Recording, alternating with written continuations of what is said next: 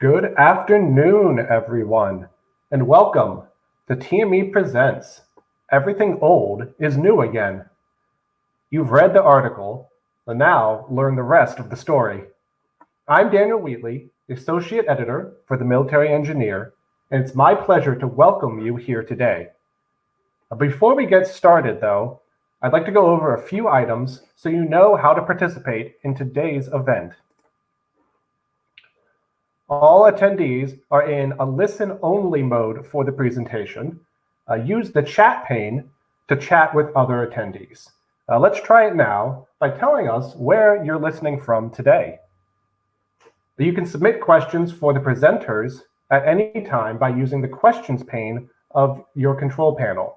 If you see a question that you like in there, please upvote it so it will rise to the top. We will collect these and address as many as we can during the Q&A session at the end of the presentation. Please also submit any technical issues you may be encountering here as well. And let's see where we've got people listening from. Florida, Nebraska, California, Georgia, Texas. It's great to have you all here. Originally published in the January-February 2021 issue of TME, Everything Old is New Again by Brian Boose and Jennifer Warf covered the recently revised National Environmental Policy Act regulations. As a step towards streamlining the process and returning to the original spirit and intent of the law, the revisions also encourage the utilization of modern technology to help both industry and government get there. So without further ado, I would like to introduce the authors of the article and today's speakers. Brian Boose, CEP, National U.S. Federal NEPA and Environmental Planning Leader and Senior Vice President, AECOM, and Jen Warf, National U.S. DoD NEPA Leader and Associate Vice President, also with AECOM. Brian and Jen, you now have the digital floor, so take it away. Very good. Thank you, Daniel. I appreciate everyone's time today from joining from all over the country. We'll try to be entertaining and informative. So the title of our presentation today, which will last about an hour, is Streamlining Environmental Impact Analysis and Permitting, answering the ask through digital innovation, aka everything old is new again. And hopefully that'll become clear as we go through.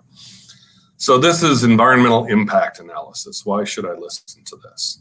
Well, we're going to provide some ideas and technologies that'll help the DoD complete environmental reviews and permitting better, faster, and more efficiently with more understandable documents, improved stakeholder and equity engagement, more informed decision-making, ultimately resulting in mission requirement attainment faster with better environmental and social outcomes while achieving ongoing social distancing requirements.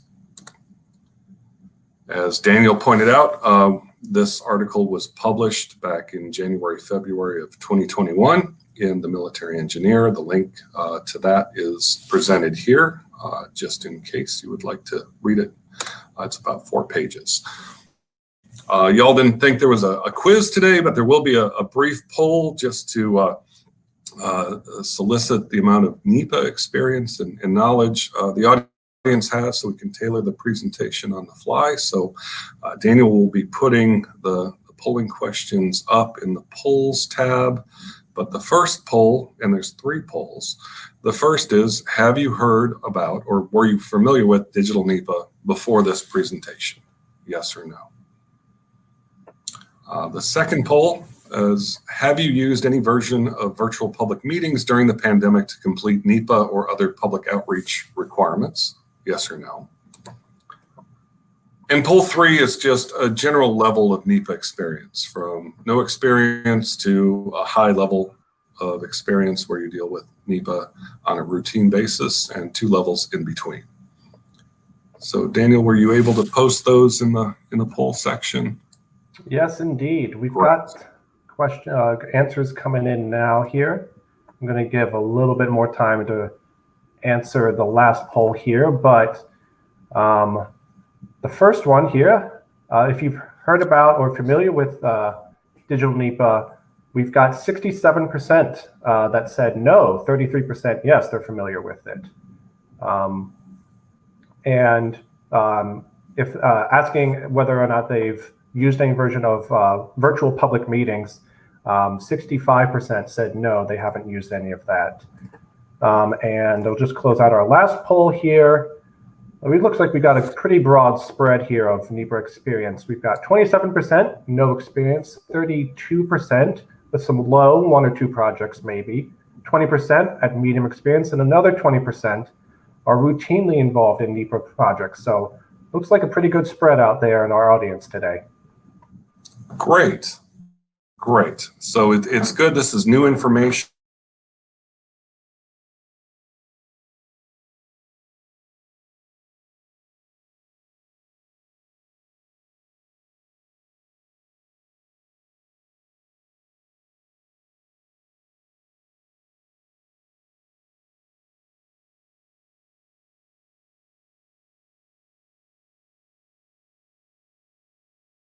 To NEPA and the advancement of NEPA. I'm very passionate about further advancing the science to improve social and environmental outcomes and improve the decision-making process. So that's me, and Jen, I'll let you introduce yourself very quickly. Thanks, Brian.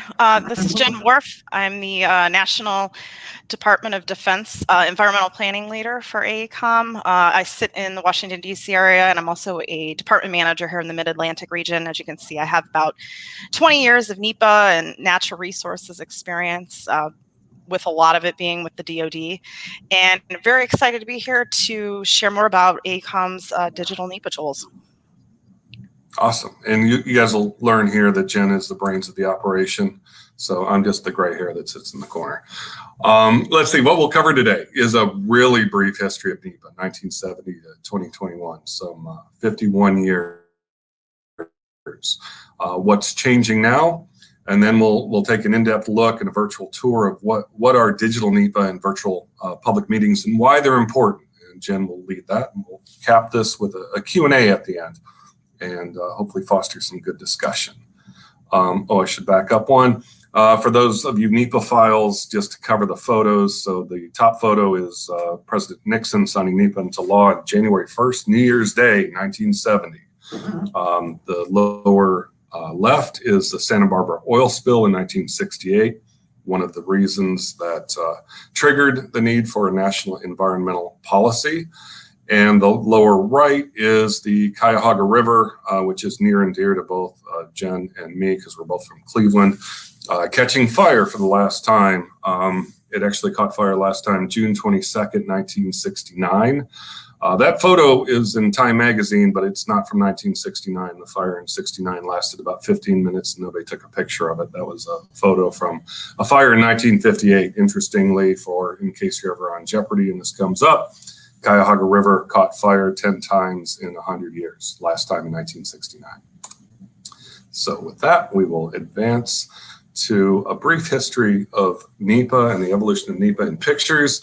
A very simplistic view in 1970 when Nixon signed NEPA into law. The 1970 Plymouth Hemi Superbird, I think, being a Mopar guy, was the state-of-the-art mode of transportation. Didn't have air conditioning, but a very advanced car for the time. Along the way, NEPA sort of got saddled with a lot of different requirements and some weird processes, and we'll talk a little bit about those. And the photo to the right is where we're headed. Bullet train NEPA, better, faster, state-of-the-art, using modern innovation with air conditioning to advance the science and achieve the purpose and need for completing NEPA analyses. So NEPA, a four-letter word for the DoD. NEPA overall is a process. It was never intended to be an onerous or action-stopping litigation tool. As written by Congress in 1969, signed into law in 1970, 3,200 words, written when we first landed Neil Armstrong on the moon. But some things changed along the way. In the original intent, and still today, there's 3 NEPA basics. One is to obtain and consider stakeholder or public input into the decision-making process. Second is to ensure the government considers environmental impacts of its actions and considers reasonable alternatives as well as possible steps to reduce that damage through the process. And lastly, to document the process. NEPA doesn't dictate a decision. It's to better inform that decision. That was always NEPA's intent. It's NEPA's intent today. CEQ came out with their first set of NEPA implementing regs in '78, and CEQ was clear. It's not the documents that matter. It's better decisions that matter, fostering excellent action. We were supposed to identify and eliminate issues that weren't significant to the action and narrow our discussion to those environmental issues that were significant, that needed to be treated within the document. And that's what these sections said. So the guidance has been clear for a long, long time. But what happened? In 42 years, inconsistencies between federal agency NEPA implementing regulations became common. We started implementing injunctophobic processes designed to achieve the bulletproof NEPA document that would withstand any challenge in courts. We had new and additional environmental laws and requirements, lots of litigation, the evolution of lots of onerous processes and more processes, until ultimately NEPA became viewed as the Achilles heel of federal proposals. If you were going to attack a decision process that the government was undertaking to do something new and different, NEPA is where you would do it. And that was never NEPA's intent. Overall, those things over 42 years resulted in longer documents, more time to prepare the longer documents, which took longer to review, higher costs to write longer documents, the evolution of strange and inconsistent agency-specific NEPA practices, and overall a movement away from NEPA fundamentals. All these things, longer documents that cost more and take more time, didn't necessarily result in better stakeholder engagement or more informed decision-making, or even better environmental outcomes.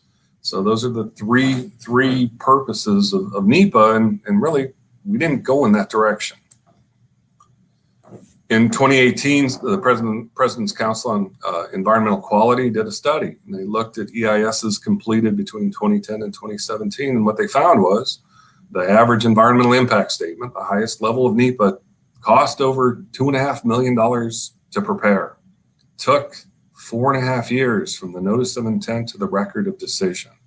And keep in mind, if you had a child at the beginning, at the NOI stage, that child would be entering kindergarten by the time you sign the record of decision. It's a long time. And the average NEPA document was around 1,600 pages. War and Peace is 1,225 pages, and that included 600 plus or minus pages of EIS and another 1,000 pages of appendices. Long, time-consuming, expensive documents. And again, we argue that didn't necessarily achieve the initial core purposes of NEPA. You'll see DOD, this is an image from that 2018 CEQ report. DOD averaged about 5 years from NOI to record of decision. So some things happened along the way, and I won't belabor these because a lot of stuff's happened. In 2009, we had the Stimulus Act. As a section of the Stimulus Act, it required a NEPA check and reporting to CEQ. And what CEQ found in layers and layers and layers of spreadsheets was, man, agencies have really different NEPA processes. The agency-specific NEPA regulations have tremendous variation, and that was kind of a light bulb going out. After that, after 2009, CEQ and some agencies attempted to course correct, to streamline NEPA, and some of them are listed here, by no means all of them. But some things designed to direct agencies back to NEPA fundamentals did occur up through 2017 and even into 2018, 2019. But again, in the last 50 years, current NEPA practice became increasingly huge documents. We still use typically newspaper ads to publish documents. I don't know about you, I'm not sure when you last read a newspaper. For me, it was a while ago. We used in-person public meetings in city halls and high school auditoriums. We made little use of the internet, social media, or modern technology had lengthy documents that took agencies a long time to review. And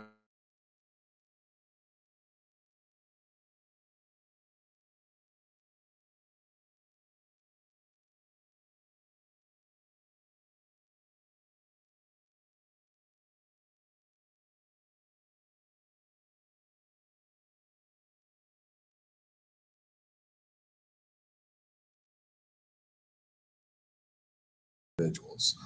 We did see in July of 2020, the CEQ published final revised NEPA implementing regulations. They took effect back in September. It was a major revision. We'll touch on the key changes here briefly, but it was the first time in 42 years that there was a major revision to those requirements.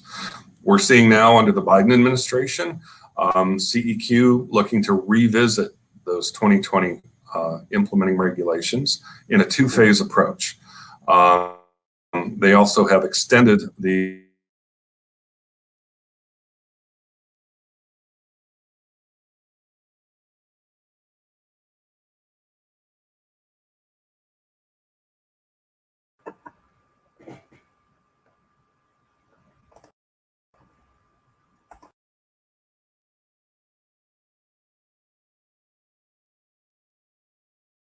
I do note the bullet under there in the original jobs plan. President Biden identified the need for using smart coordinated infrastructure permitting to expedite federal decisions. And right now we're looking at about a $1.2 trillion infrastructure bipartisan package. Hey, Brian. So what did the 20? Sorry, yes. My apologies. If I could just jump in here. I think we're yes, experiencing just a little bit of some sound issues with your microphone. If you could just reiterate that last point for our audience again, so they get it, appreciate it. Sorry about that. Oh, I apologize. I'm on headset, but maybe it's having an issue. I just referenced the American Jobs Plan, now called the Infrastructure Investment and Jobs Act. That's $1.2 trillion, but President Biden from the beginning of the American Jobs Plan did identify a need for smart coordinated infrastructure permitting to speed the process. So that streamlining piece is still there. In 2020, some of the top 10 takeaways from the 2020 revisions effectively streamlined and updated the regulation, as well as re-emphasized the need for streamlined documents that integrated other compliance requirements. It put presumptive time and page limits on NEPA documents, allowed the government to consider cost and technical criteria to narrow alternatives, allowed agencies, including DoD agencies, to use multiple categorical exclusions or other agencies' categorical exclusions for non-segmented actions to expand the use of the lowest level of NEPA. Did allow agencies a year to update the regulations. As noted, CEQ recently extended that to another 2 years. Did direct agencies to use modern technologies, including NEPA websites, and have the required availability of electric public comments. So the digital innovation piece is embedded within the 2020 CEQ regulations, and we use that as a platform to launch the technologies that we'll review here quickly. Under the Biden administration, we expect further changes, as I noted. Brenda Mallory is now leading the CEQ. CEQ announced in July, just last month, that they're going to revisit the 2020 regulations to include things more robustly than the 2020 regs did, to include environmental justice and equity considerations, including potentially environmental justice impact statements that were formalized under a New Jersey law, additional consideration of climate change and greenhouse gases, more robust cumulative effects analyses, and overall more robust public involvement to make sure that the public input is provided into the process. So that's what we're looking at under the Biden administration, and time will tell. But ultimately, as President Biden telegraphed in the American Jobs Plan, the streamlining push needs to continue. We anticipate a continued reliance and increased reliance on modern technologies to improve the process, to streamline the process, to expedite the process. We have what is called a once-in-a-generation federal investment in infrastructure. a large spend that's going to need to result in projects in the ground quickly, not long periods of analysis. So the new administration and CEQ under Brendan Mallory are going to need to ensure that the regulations address those current issues of climate change and equity, but also are performed quickly enough so that tangible outcomes are realized. So with that, I will turn it over to Jen, who will be much more entertaining and informative to discuss what we're doing. Go ahead, Jen. Thank you, Brian. All right, so before we get started, I just wanted to note that this presentation is going to primarily focus on DoD and NEPA streamlining and how it relates to DoD. But these tools that I'm going to be showing you here are being used in a variety of ways, not only for federal clients, but also non-federal clients in the US and also our international clients as well. All right, so the new CEQ regulations set the stage to modernize the NEPA process and allow for electronic innovations by directing agencies to post NEPA-related materials on websites or other social media, by allowing agencies to conduct public meetings or hearings by means of electronic communication, such as a virtual meeting, when another format is not required by law. And it also requires the ability for electronic submission of public comments. The regulations further note that these electronic communications must consider the accessibility of electronic media to affected entities and persons when implemented, or rather like an environmental justice community. All right, so what are some of these innovative technologies or digital NEPA tools that we can use to modernize the NEPA process in the spirit of these new regulations? So for one, we can get away from the lengthy, cumbersome documents that you see on the left-hand side that are really hard to sift through and digest, and instead prepare an easily navigable, highly visual, user-friendly digital NEPA document. Or we can use a virtual consultation meeting room tool, like the virtual meeting room that AECOM developed in April of last year. Well, this tool was launched in response to the pandemic to address social distance requirements. We have quickly found that this tool is a gateway for more inclusive consultations in general. For example, it's often hard for people to attend a traditional public event in a town hall or community center, potentially due to physical limitations, childcare responsibilities, or maybe they just simply don't feel comfortable in that sort of setting. The virtual environment levels the playing field for each participant, not only with respect to accessibility and shared voice, but it also allows for a broader range of voices to identify solutions and ideally improve project outcomes. All right, so what is digital NEPA? What is a digital NEPA document and streamline NEPA? First, it's important to note that the science still underlies all analyses within a digital NEPA document. However, unlike the lengthy NEPA documents that we are so familiar with, this platform allows for more efficient and effective reviews of the material and just better stakeholder understanding. It's highly visual and interactive. For example, links to the laws and regulations, online references, and other websites can be added to allow an individual to drill down into more specific data at either a high level or a more detailed level based on their level of interest. This digital platform sets the stage for incorporation by reference and the potential to avoid rework in the future. Finally, in the spirit of the new CEQ regulations, it also identifies the need for more efficient and effective access to information and agency coordination. There is a number of electronic innovations that advanced agency NEPA websites could use to streamline the process, such as hosting a library of documents searchable by geography, the use of GIS-based tools, or the ability to connect and store some of these digital NEPA documents. Digital NEPA allows for the incorporation of various technologies, including drone data, GIS analysis, but it also facilitates the shortening of the printed document and also improves outreach and engagement. So now that you've heard a little bit about what digital NEPA is, I am going to share an example with you. All right, so working with the U.S. Department of the Treasury and the U.S. Army Corps of Engineers Baltimore District, AECOM published the first ever Digital Environmental Impact Statement. It was for the U.S. Treasury's proposed currency production facility in the Washington, D.C. area. As the seat of the federal government, this region is a strategic location for Treasury's operations. For example, it's home to a very unique skill set or skilled workforce, and it's also in a good location from an accessibility standpoint to interstate roadways and commercial airports. The Washington, D.C. facility was built in 1914. The condition, the configuration, and just the overall location with it being downtown D.C. Restricts it from renovation for various reasons, and probably the biggest thing is the security setbacks that are needed. The new facility will replace the current facility in downtown DC and will be built within the Beltsville Agricultural Research Center, which is in Prince George's County, Maryland. So to streamline this EIS, improve understanding, and expedite the NEPA process, the written document was accompanied by a digital EIS or a digital display of relevant data.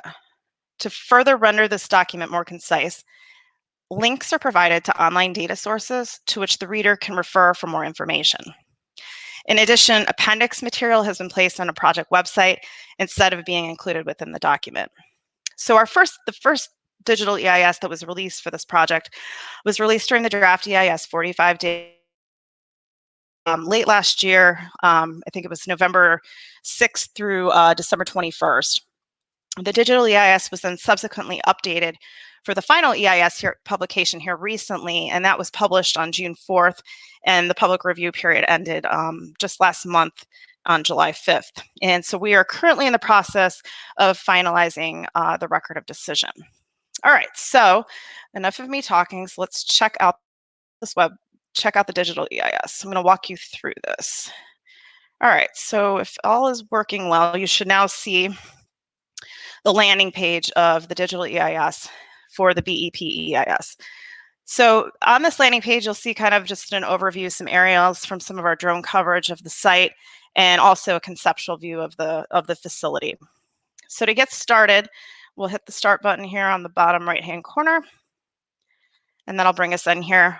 Before I go into too much of this, I just wanted to point out on this top left-hand corner is some like quick links to things, how to use the digital EIS, how to get a hard copy, some of the key things like maybe you want a quick summary of impacts.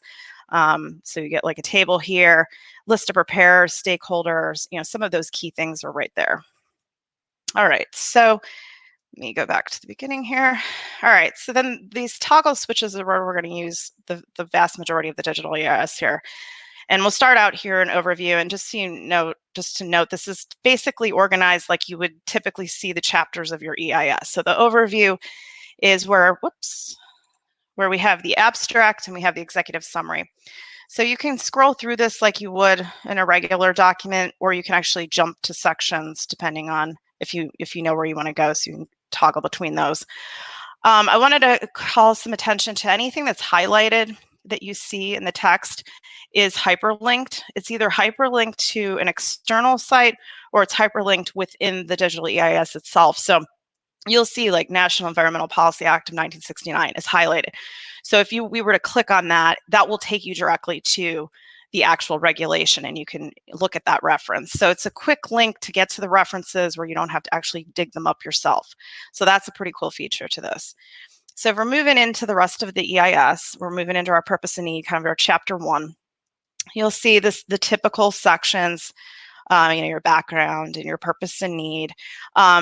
You'll start noticing here as I keep scrolling that the screen to your left will zoom in and out depending on the region of influence for that particular portion of the document. So that's kind of a cool feature too. It's particularly cool when you're in the resource analysis section.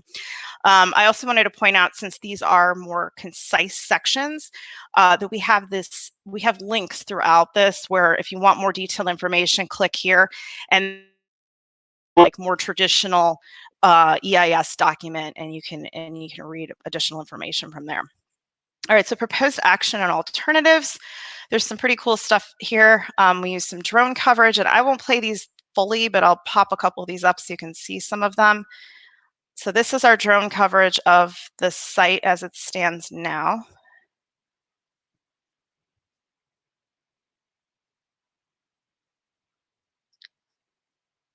All right, that gives you kind of a gist. And then this next one, what we did is we took the drone coverage and overlaid the conceptual layout on it.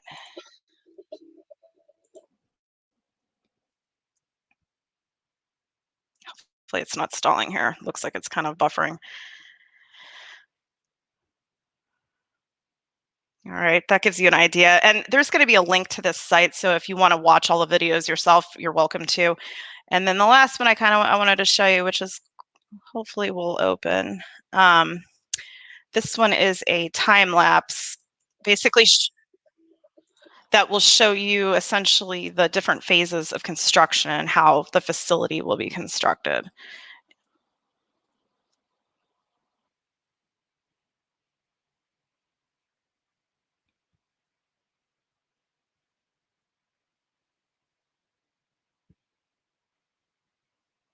All right, so that gives you a little bit of an idea of some of the things that you can include here just to provide better visuals to the public when you're trying to describe your proposed action.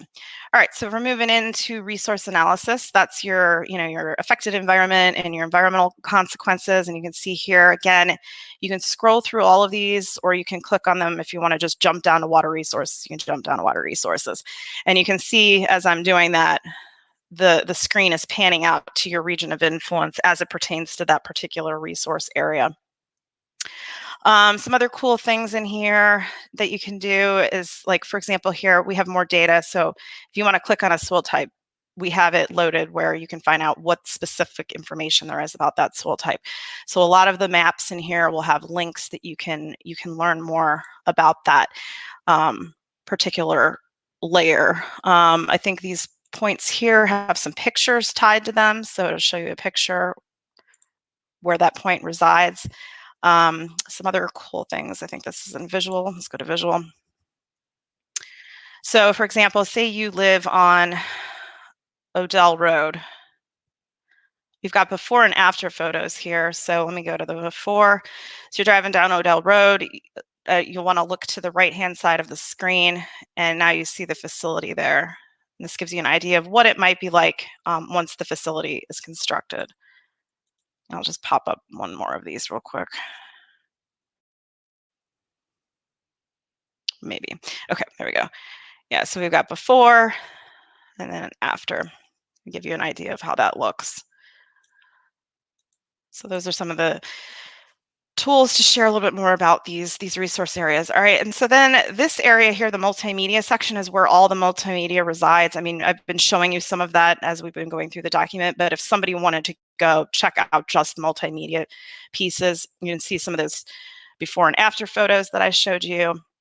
There's also a bunch of different photographs in here, and you can see that the screen is panning on the left-hand side again, and it's taking you directly to that point in the project area where that photo was taken.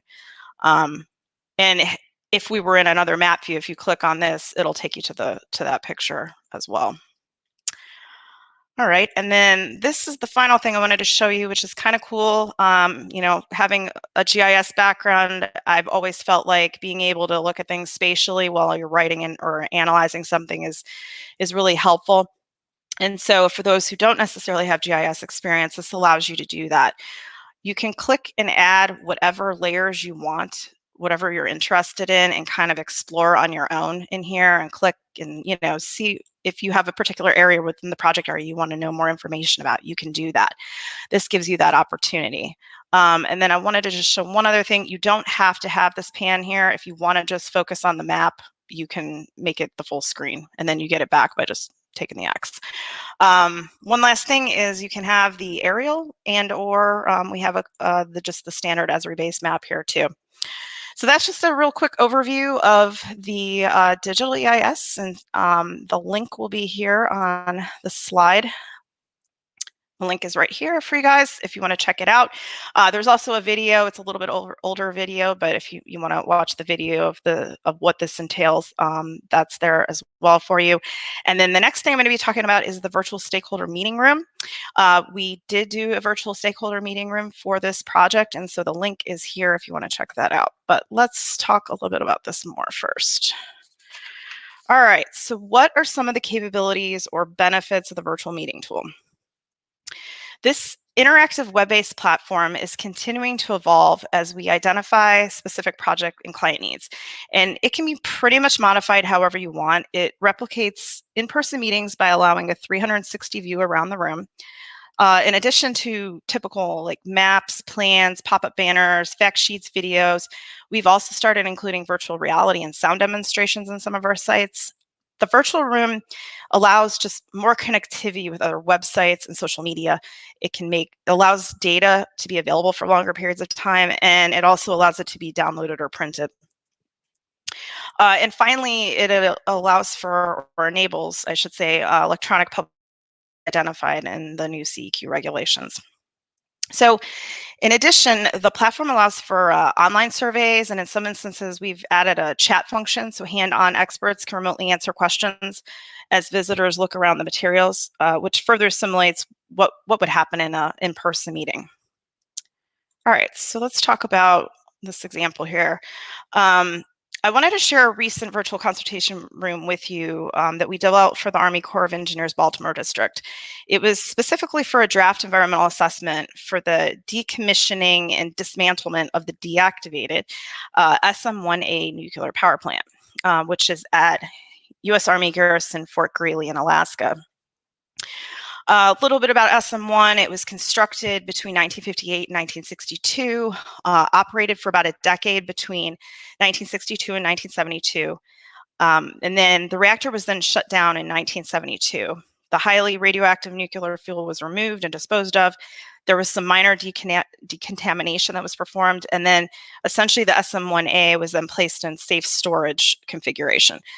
So this project is about the decommissioning of the nuclear reactor, which is required to occur within 60 years of permanent cessation of operations, which essentially is coming up here in 2032. I guess one other fun fact or item to note about this project, the Army determined that the SM-1A reactor facility is individually eligible for listing in the National Register of Historic Places. Specifically, it's considered nationally significant under NRHP Criterion A for its association with engineering and science, and it also conveys the Army's prototype nuclear reactor program during the Cold War era. This draft EIS was available for public review. It was late February to late March of this year. We were actually able to do 2 in-person public meetings in Fairbanks and Delta Junction during the 30-day public review period, but we were pretty concerned, given we were still in the throes of the pandemic, about turnout in general, and so we wanted to ensure full accessibility to all stakeholders. So in this instance, the virtual room didn't necessarily replace the in-person meeting, but it was used to enhance or just complement the more traditional methods. All right, so let me go, I'm gonna switch screens again here, and I'm gonna show you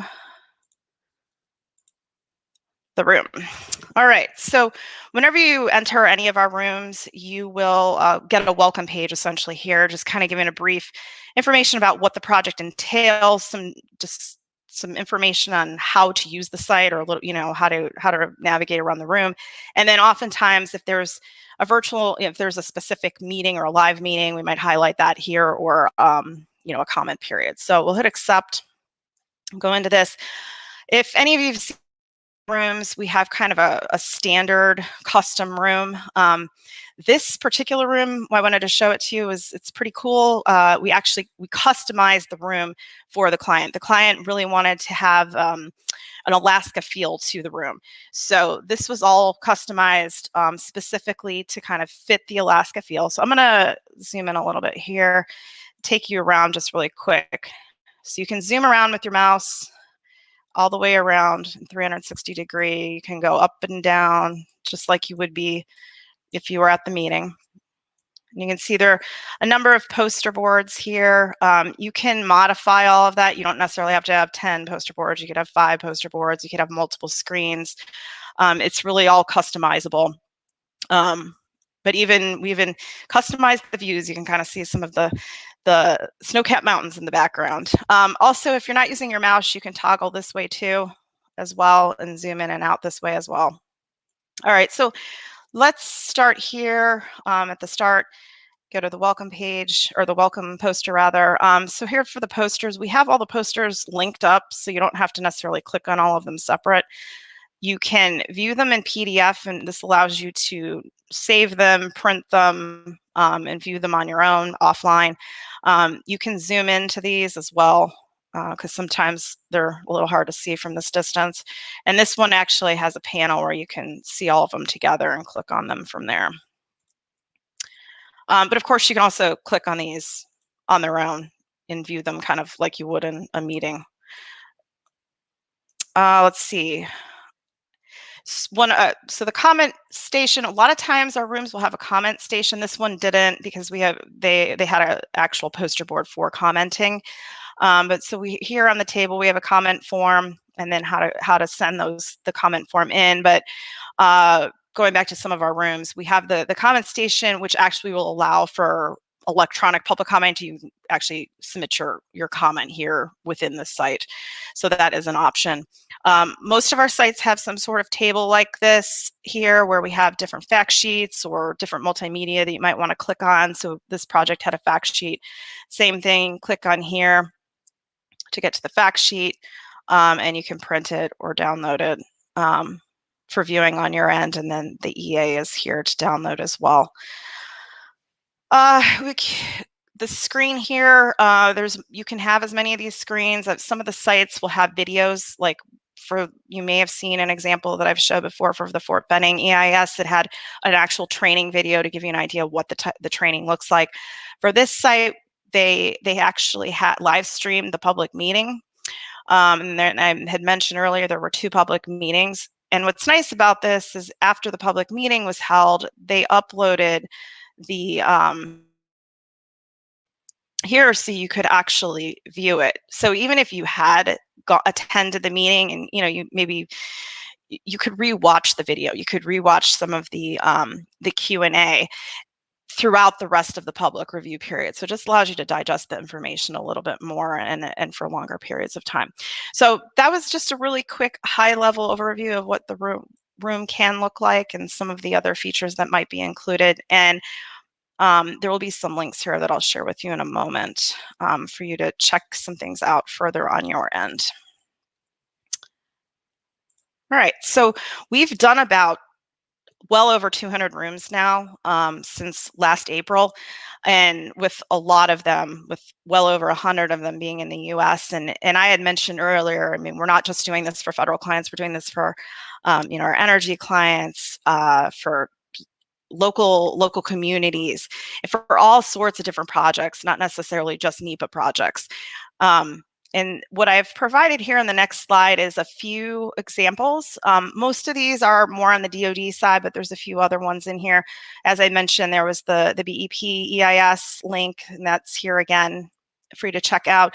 The Fort Benning EIS heavy maneuver area that I had mentioned, you may have seen me give the presentation. You can check that site out here. And again, we got one for like the US Navy. This is for a dry dock EIS. This one was done for a public scoping meeting. So it's like the early scoping meeting for 30 days before the EIS is released. But I really want to call attention to the City of Fort Lauderdale link. This one's, if you're curious of if you have multiple translations, this is a really great one to check out. This one had 3 different translations for English, Spanish, and Creole. And what happens is when you get to the welcome page, it will allow you to pick which language you want to view the room in. So that's a pretty cool one to check out afterwards. All right, so as we continue to push the needle toward modernizing the NEPA process and implementing electronic innovations, one thing that we really need to remain cognizant of is the accessibility of electronic media to affected persons and entities and persons, particularly when we have environmental justice communities of concern. So how can we overcome the broadband divide? One way we've tried to make our digital tools, like the virtual consultation meeting room tool, more accessible is developing them so that they're viewable on any smartphone or tablet, since not everyone will have a home computer or home internet access. However, in some cases, stakeholders are still broadband underserved, so we do need to continue to implement some of the more traditional methods, which are kind of laid out here on this slide, such as printed materials, perhaps door-to-door outreach, mailers, newsletters, those sorts of things. Or we can try to find ways to provide access via community facilities with internet access to some of these digital tools. So while we'll need to continue to consider accessibility as we implement these new electronic innovations, the issue of accessibility is likely to narrow with time and become less and less of a concern as the world becomes more and more connected. So with that, I'd like to thank you for listening, and I'll turn it back over to Daniel. We look forward to your questions.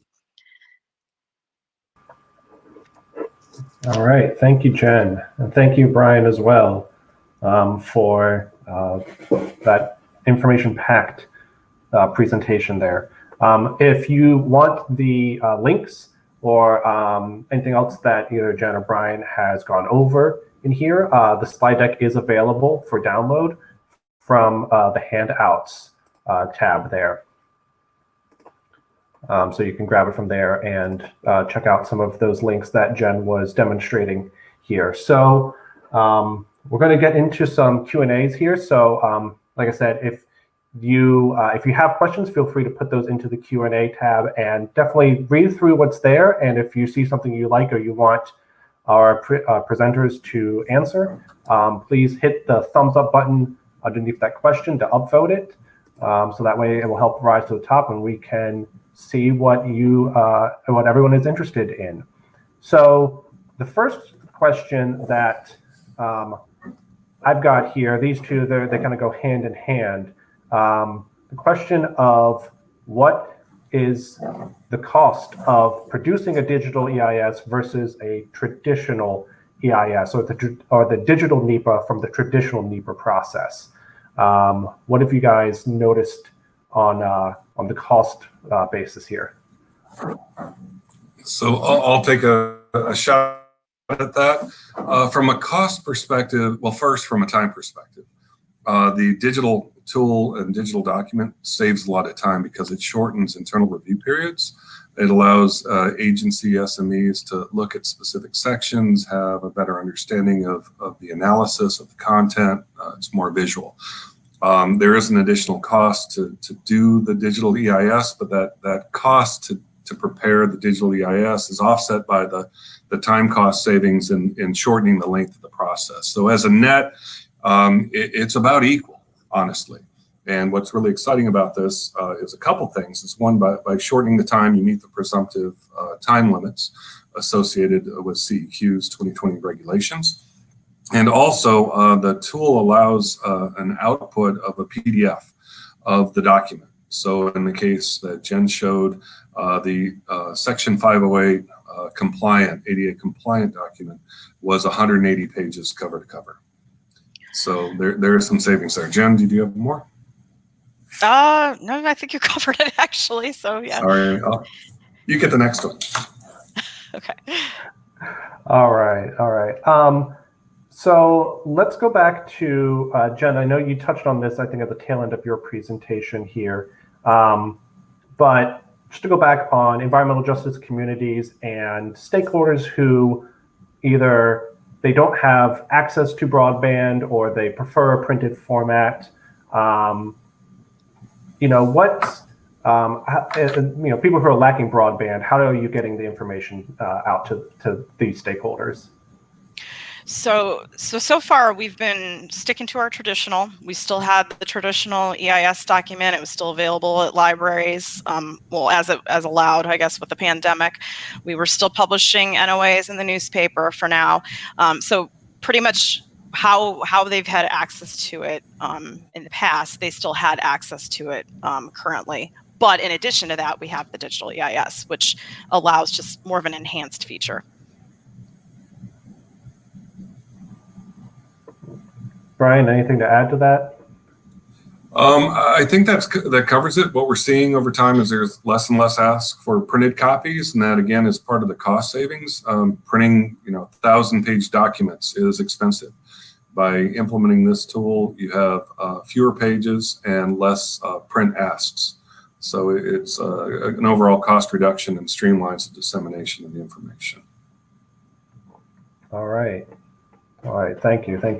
Got some more questions coming in, and like I said, feel free to keep putting questions in and reviewing them, everybody.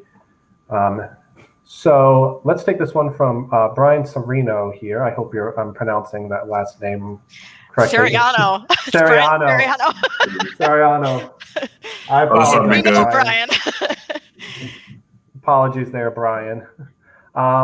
He asked, have you really been able to get the page limits down on these documents? 150 pages for EIS and 75 for EAs? Absolutely. Yep. The answer is yes, Brian. No, to lengthen that, yes, as Jen noted during your presentation, using the links, right, shortens the presentation. Instead of having a 10-page section on here's the regulatory framework for air quality, there's a link to the EPA's website where you can have all the information you want on the Clean Air Act and Clean Air Act amendments. If you multiply that across the entire document, it really shortens that. And then again, making use of more visual content. A picture's worth 1,000 words, a video's worth 1,000,000 words. It really shortens the amount of text.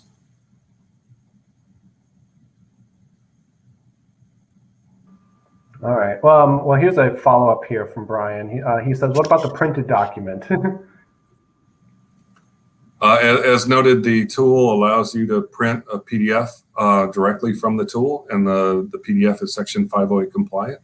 So you can have a print capability. It's not a redundant exercise. You're not preparing two separate documents. It's just hit print on the website, and you can print your own copy, or the government can print and send it to the person who doesn't have the internet access.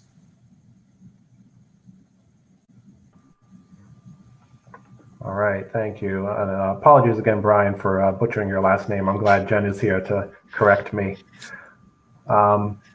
So here's it's a two-part question here from Thomas Nichols here. I'll start with the first part here. He says, I understand that the 2020 version of NEPA implementing regulations are under review by agencies. Do you have any insights as to the key points that DoD will include in their implementing regulations? We'll start with that one. You want to start, Okay, Brian? Jen, do you want to take this? Oh. I can start. So again, CEQ just last month announced that DoD doesn't have to update their agency-specific NEPA implementing regulations until September of 2023 by September of 2021. So there's additional time. But the guidance that we've seen, I think we've seen guidance from the Army and from the Navy, really parrots what 2020 regulations say. Shorten documents, shorten time limits.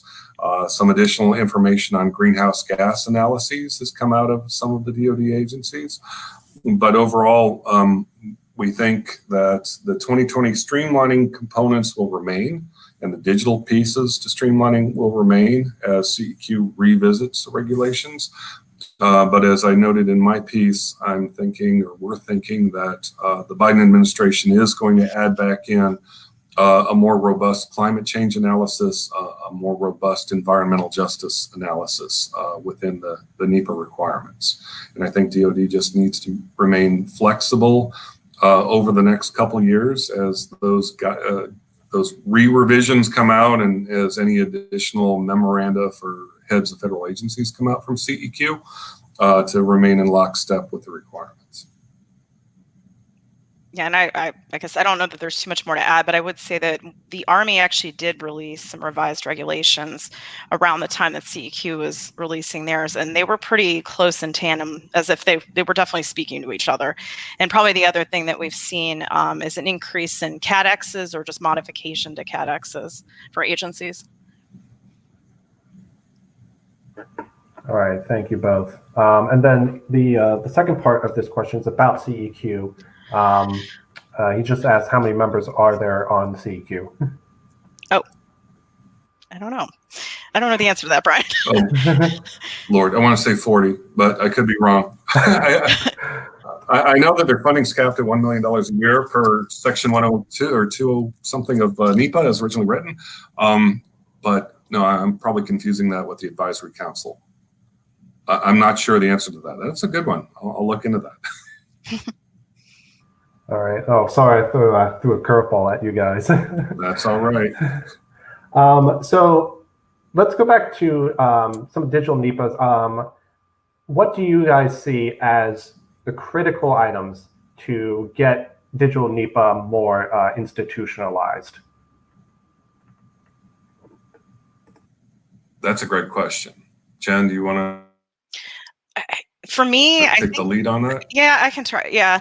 I mean, What for you want me me, to do? I think just more exposure to it. I think if you actually go in and use one of these digital EIS documents, you'll quickly realize how helpful they are and how useful they are and how you can digest the information so much quicker.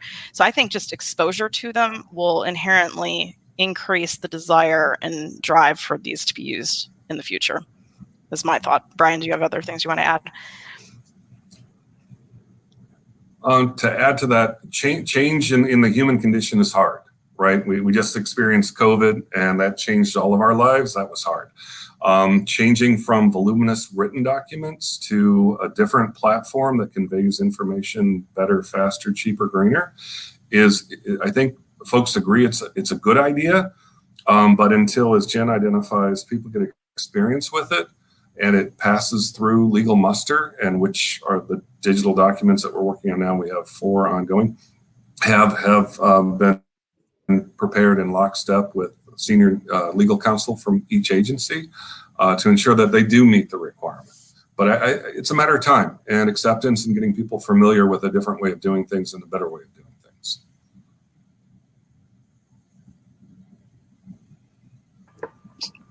All right, great. Thank you. I think we got time for one more question in here, which I saw pop up, and now I can't trying to find it now. I was trying to remember what it was.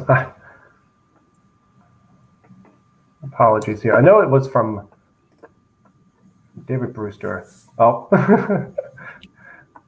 yeah, David said he just deleted it. Well, then I think then we're all set. I was like, oh, I had another one queued up for you.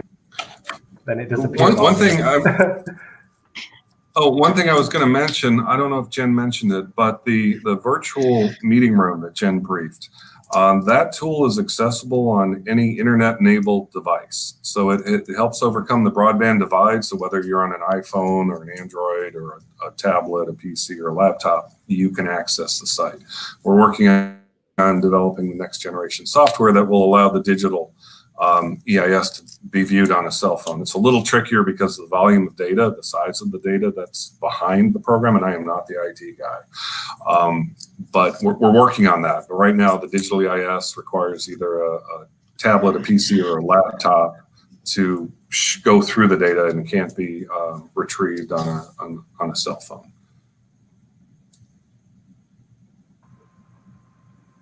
All right, thank you. So I think that is about it for today. So appreciate you, Brian and Jen, for taking the time to come on out here and share this presentation and what you guys are doing in the NEPA space with us. If you'd like, the slide deck, like I said, is available in the handouts tab. You can download it from there. You can check out the links that Jen has shared with some of the digital rooms and the digital EIS statements.